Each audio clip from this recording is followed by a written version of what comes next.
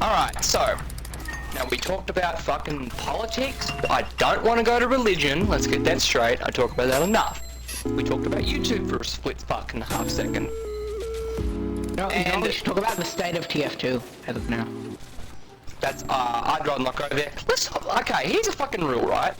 Give me a second, I want to think of a conversation. Let's talk about something that isn't fucking controversial. Your mum. It's almost impossible on this stage. Yeah, but then the conversation isn't fun. Alright, so here's my conversation, right? Let's talk about facial hair. Now that's just mundane, non-offensive, easygoing shit to talk about. Because you either like it, or you don't. You can have Vegemite as your hair source, or you can have follicles that grow from the skin, in small protrusions, tiny in fact. I think facial hair is quite manly. What I'm really asking is, what do you think? Do you grow a fuck? Does anyone here have a beard currently? I'm trying to grow mine out. You got stubbles? I like your style. I'm trying to grow mine out. Okay, is anyone here rocking that bum fluff hair? It's sort of like long and it's not plumpy. It's like sometimes it's kind of plumpy, but it's always in such a way that's just long enough to look like ass hair. Does anyone have that shit? Yeah, man. Not that I know. Okay, excellent. We've got some honesty here. I like that. Now, I have got a fucking bit of hair growing. I feel like when I shave my beard, right, and at the moment it's in its prime, it's getting thick, but I've got a weird sort of hick, sort of natural growth scheme that my body has made up. It's like it grows in fucking mutton chops and a soul patch, if you can imagine it. That's sort of the shape of my beard, and a mustache, of course. And it's not very conducive to a giant beard, but it is conducive to facial hair. So I'm thinking, when I shave my beard, right, I look like I'm fucking 11 years old when I've got a little baby face. And I don't know if I like looking fucking like a rugged hobo / Viking handsomest man you've ever seen, or an adorable little baby boy. I can't make my mind up. And that's the fucking question I'm here to ask you, is what would you do? I'm for sure my dad's got the biggest, manliest beard I know. Well, what you need to do is ask your dad how he got to that stage, and if you should inherit that fucking beard. Well, he's 57 years old and he's been growing it out since he was 30, so I think that might have something to do with it. Damn. That's a large beard. Now that's a man. It's a man's beard. That's not a little boy's beard. I'm assuming that you're presuming, in fact, that your dad's beard is just fucking marvelous. And it's probably soft. It is beautiful. I imagine if you stroked your hands through your father's beard, that it would be like a beautiful, soft sheen. Does he shampoo his beard? Yeah, every day. Every day, wow. Well, actually, I watched a video today. Don't take this on face value. I want you to think about it for yourself, but I did hear this, so take it with a grain of salt. And it was on YouTube, in fact. Apparently, I can't say apparently enough, shampooing your hair more every single day actually tends to dry it out. And I don't know the facts, right? But Well, I'm not saying. Okay, I'm pretty sure I heard that somewhere as well. And just so you know, when I say my dad shampoos every day, it feels like that almost every day. Now I can't say for sure because I'm not there in the shower with him, but you know, it definitely feels like that. I mean, how often do you stroke your father's beard? And be honest with me. Actually, not that often, but it looks very nice. It looks very soft. Are you and your father close enough to share beard stories and like touch beards? Maybe have a beard fight?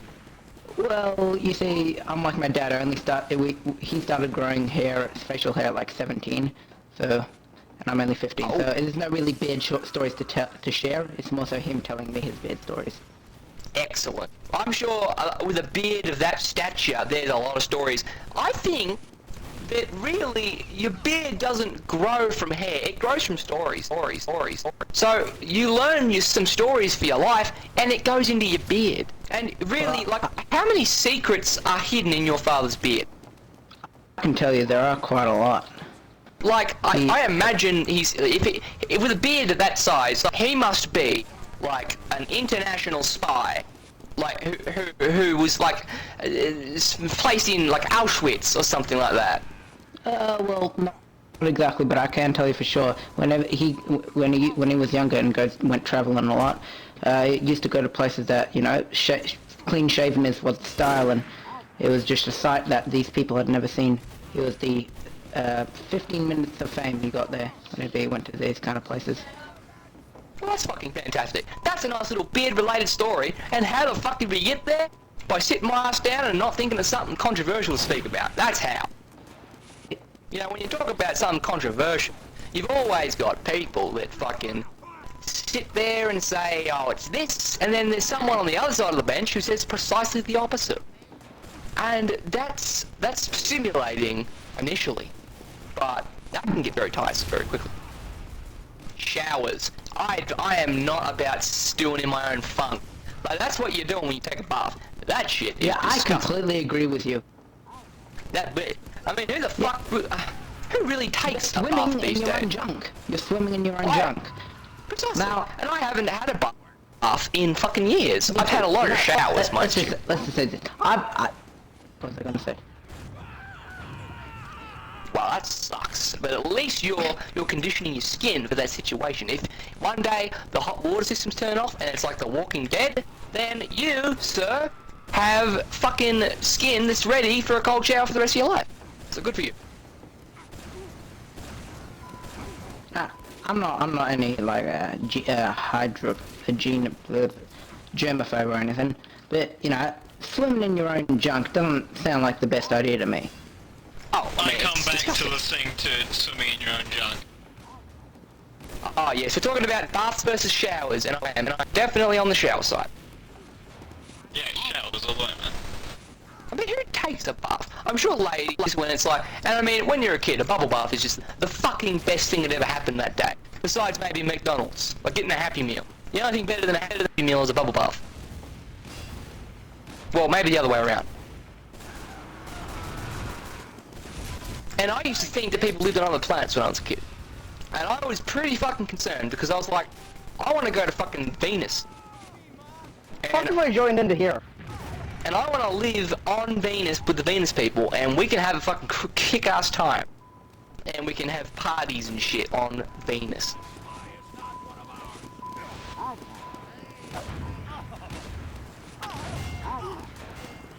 Did anyone else do any...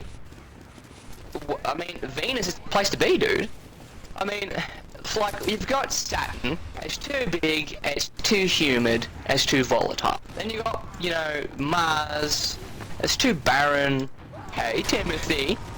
Then you've got fucking... Yeah, Mars is way too outbacky for me. I mean, I like the outback, it's pretty cool, it's different, it's And unique. I say, be happy with what you got, you know, just stay on Earth, it's fine the way it is. Just treat Earth with a bit of respect, and it'll take care of you. Oh, for sure. Well, I mean, we all came from the same primordial cesspool. I mean, who are we to fucking renounce our fucking place in the universe? This is where we were born. That ain't gonna change. We Like could probably... Aborigines. They don't own the land owns them.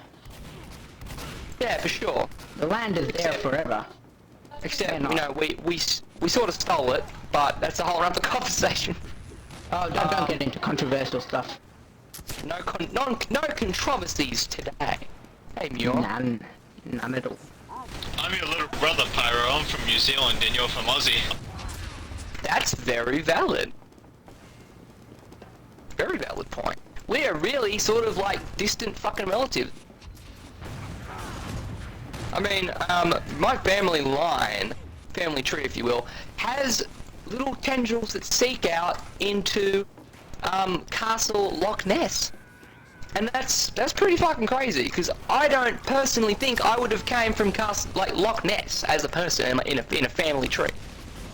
Well, my family tree just spans across into Vikings and Scotsmen, and that's about it. Oh, and Germans, obviously. My family because of the tree Germans. from frickin' Syria and ISIS territory. Well, what it is currently. Oh, well. Maybe your father is a spy. Is a jihadi. Maybe your dad hides his gun in his beard. And then he can just walk around, they can search him up and down, and then he like whips it out from his beard real quick and like shoots everyone in the head. And it's like, whoa, your dad's cool. Chuck Nah, Norris that ain't has him. a It's on my third mum's fist side. behind his beard, and his father has a freaking gun. Nah, the ISIS part is on my mother's side. So your mum hides her gun in her beard. No. There is no hiding of the gun. He didn't say there was no beard, though. That's true. And there's also no beard. So now I said it. Oh man. Now who the fuck would want to stop these conversations from occurring in the first place? Can I sing Tiny Tim? I mean I can, but that's like asking me if I can swim. If I can swim. Like I can swim, but for how long is the question? And to what degree can I do it in efficiency? Thank you, ma'am.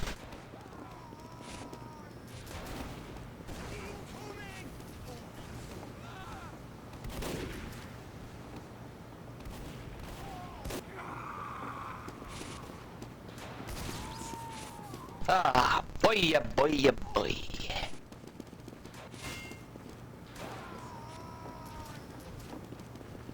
Are you getting tired, or are you running out of things to say? Well, I mean, I could never run out of fucking things to say. If push came to shove, I could literally talk about, like, stairs for like, as long as need be, but it's just fucking, it's swelteringly fucking hot, but it's not just that, it's humid as fuck. Like, to get out of this chair, I have to swim. It's nightmarish. And my room is on the side of the house where it soaks up all of the fucking heat from the sun. It's a big flat surface that soaks up all the heat through the day. And at night, I just fucking sit there on my bed in a sweat that is like fucking Niagara Falls. It's a nightmare. Where do you live? Northern Territory? Oh, it's not that bad, but it's pretty fucking bad. It's unusually humid for this time of year. And that's, as far as I'm concerned, just proves that the fucking climate is changing. But yeah, in any case, it's sort of it's mostly cold. Like, through summer, it has low high degrees. Like, most places have high degrees in Australia through summer. And this one does too, but lower than most. And it's freezing through winter. It sometimes snows here. But yeah, and it's very unusually fucking humid this summer. To the point where it's not even easy to sleep at night. That's how fucking hot it is.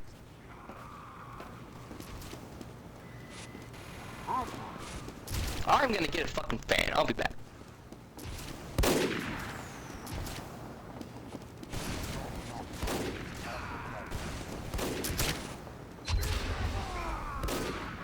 I've got my fan. Good job, mate. That is so much fucking better. Is Jim still here? Yeah, I figured he'd have left in about 2 minutes. You want to know about stairs? Oh, it's hotter than you can readily imagine, Timothy. Well, I mean, yeah, I could fucking talk about stairs, I suppose. I mean, who invented stairs? That's a fucking great question. And I'm not asking anybody directly, because that's the kind of question that you know there's an answer for, but you know that the answer is so specific that no one is ever going to fucking know. So, and what did they need it for? What was the first set of stairs ever constructed in human history used for? Because depending on the answer to that question, it could be really fucking funny, or just utterly anticlimactic. Like, imagine if the first set of stairs ever built was created for someone to reach his shitter. Like the spot where he took a shit in amongst a bunch of rocks. Well, think about it. The first stairs ever were technically speaking ramps in the earth that went up hills and that kind of thing. Sure. And there, But I'm and there was talking no man-made point in structures. multi-story buildings, because there was no, there wasn't a huge amount of people, and they're just spread out as opposed to building multiple heights of Valid houses. point. Like Very fucking valid point. So But I would imagine- feel that it would be quite a bit more recent thing, multiple story. Relative to the thing? span of human history. Well, relative to the span of human history.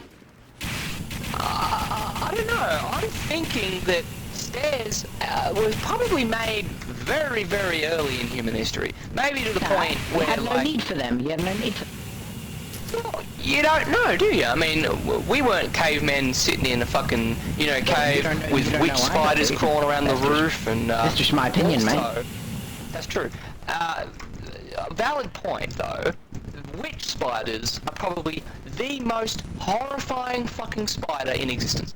And I say that without, not without a little bit of trepidation, because there are a lot of freaky fucking spiders. But this one, no. Daddy long legs are fucking little baby spiders. They wouldn't hurt you if they fucking, crawl on you and blah blah blah. Now I hate it when people say that, because I'm shit scared of spiders, right? If I think there's a spider on me, I freak out, and I can't help it. I try, I put my hands through cobwebs when I have the chance to try and desensitize myself. It doesn't matter, I'm still scared of spiders, right? Now, if a fucking spider was about to crawl on me, and somebody said, don't worry, it won't hurt you, that would make a difference, because I'm not scared of it hurting me, I'm scared of it as itself. I'm just scared of the thing itself. Now, really, witch spiders, if you haven't seen them, are a cave-dwelling spider. They're dwelling caves and damp, dark caves, usually in deep below the earth in tunnel sort of areas, and they are fucking horrendous.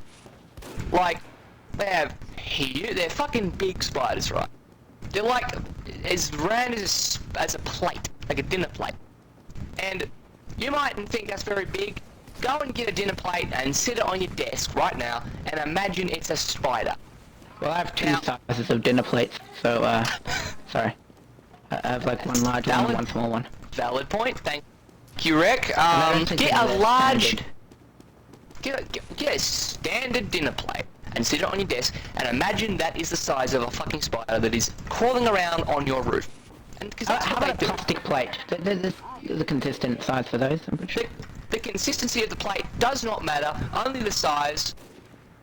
No, Only when I the say consistent size, when I said consistency, I meant size, a consistent size. Oh well, I was just talking about consistency as in what it's made of. But in any case, well, it can I be was not, plastic. but yeah. It can be wood, it can be glass, it can be what you like. As long as it's a plate and it's a standard eating size. But anyhow, these fucking spiders are that big. And they crawl across the roofs of caves. And now let me describe them for you. They're fucking spindly. And when you look at them, you can't tell where the center of them is. It's as if they're constantly shifting around their middle part, and you can't tell. It's just like a furry set of legs that just move around on the roof of a fucking cave. And can we just take a fucking moment to respect the fact that spiders don't know how scary they are? Could you imagine if... It's like Sorry about not knowing your own strength. Could you imagine one day you wake up and you go to the news and it says, breaking news, spiders now realize they're horrifying and attack everyone?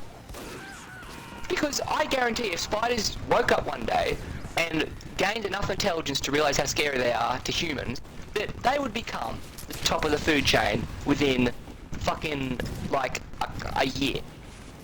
It would be Spider Planet. Because most human beings are Planet horrified of spiders. of the arachnids. Indeed, arachnid planet. That would not be pleasant, because I personally don't like spiders. Now, I'm pretty sure I would kill myself if I woke up one morning and spiders were attacking everybody. I don't know about anybody else. Maybe if I knew that a spider couldn't crawl into my room, I'd be okay with that. I went to see David Attenborough live the other day. Live, rather. What was that like? What's he like in person?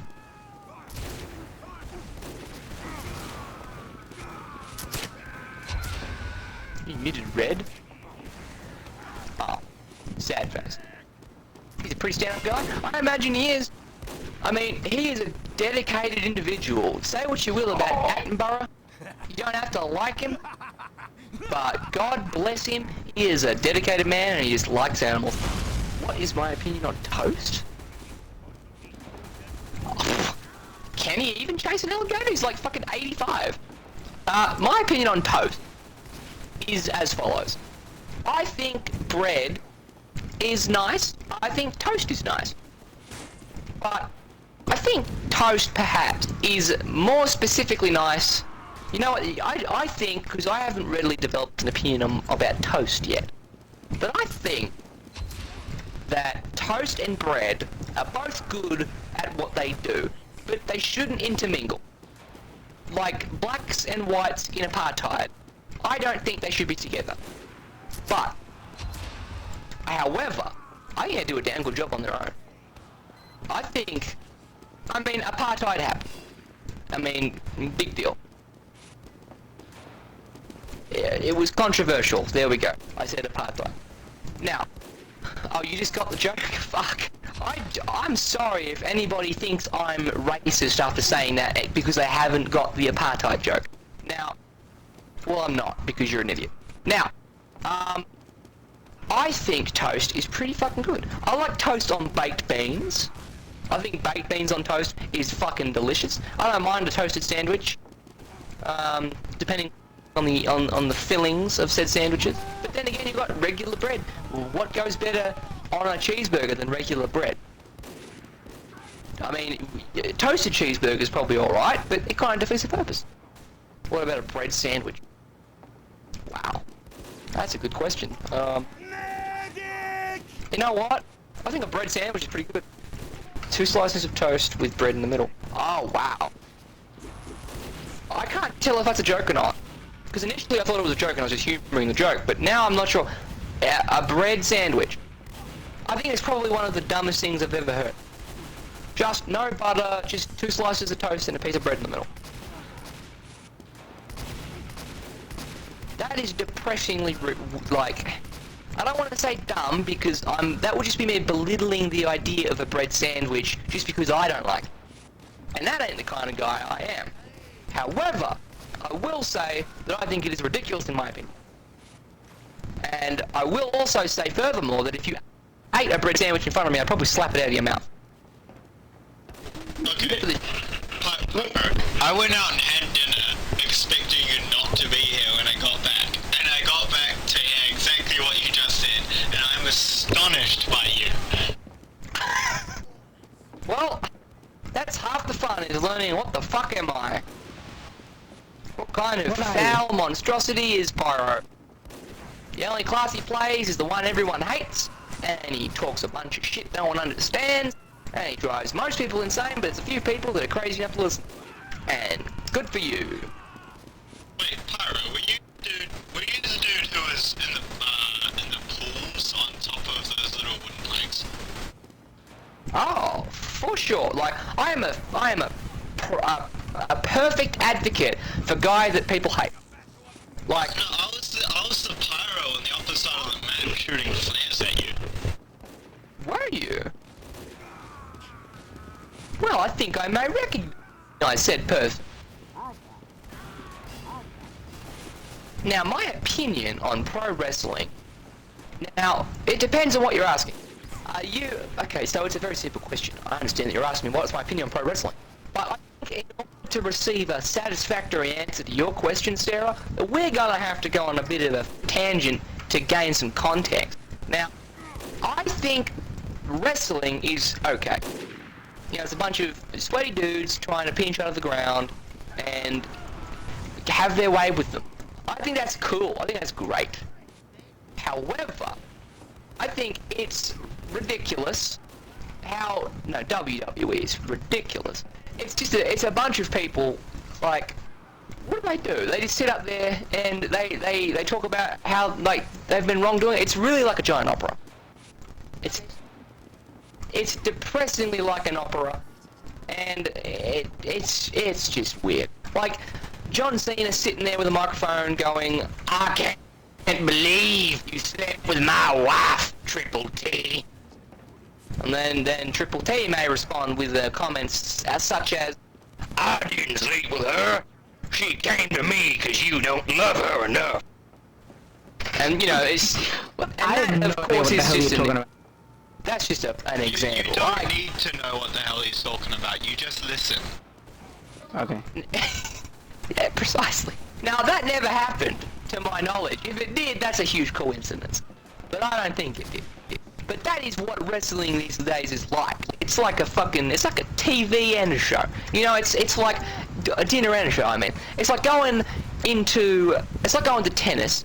But before every match of tennis, the two people playing, like, go out to the pub and it's like a reality TV show first. You know, and they talk about how Rebecca slept around on Mark that night. And then he goes and confronts Rebecca, what have you done? This will ruin my tennis career. And then they start, and it's like, wow. Tennis match is hinging on the fact that if he doesn't win, Mark will lose Rebecca forever.